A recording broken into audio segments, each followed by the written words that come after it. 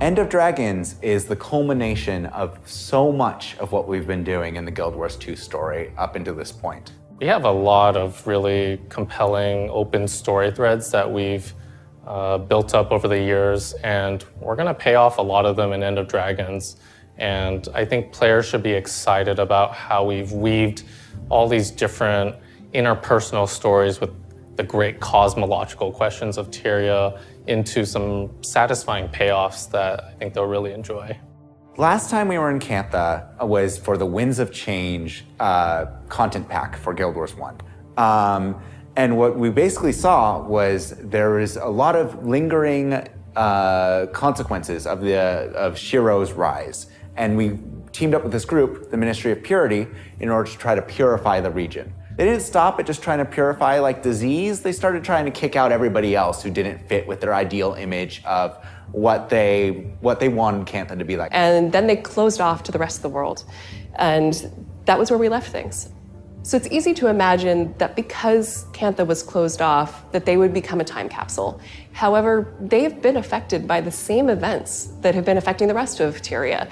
The rise of Zaitan, the death of Balthazar, all of these things have had just as much of an effect on Cantha as they have had on the rest of the world. We actually, as a team, fairly early on, made a timeline of all the major events that happened in the world and how they would have affected Cantha in order to try to figure out how this world would have been shaped over time. Longtime fans who really loved Cantha and Guild Wars 1 are gonna find a ton to love, and frankly, new players might have their minds blown a little bit. It wouldn't be Guild Wars 2, it wouldn't be the story of the Commander without the Commander's allies. In End of Dragons, we find ourselves traveling with Marjorie and Casimir. I think anybody who really misses Jory the detective is in for a treat. The most important familiar face that's going to be accompanying us on our journey into Cantha is Aurene. Aurene's story has become sort of the spine of the Guild Wars 2 story.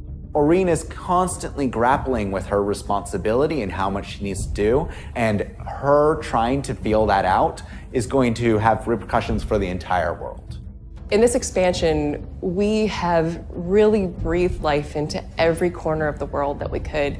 You know, there are so many little moments throughout the world, moments that touch you, moments that make you laugh, moments that make you cry. You know, this team is so good at just bringing emotions to the surface. What I'm most proud about is how we were able to really craft a story that very elegantly blends the gameplay elements that I think Guild Wars 2 is really strong at, with a story that just keeps a really frenetic pace and lets you live out in this world while also experiencing a lot of really cool gameplay moments. There are so many things that I am excited about people experiencing for the story of End of Dragons.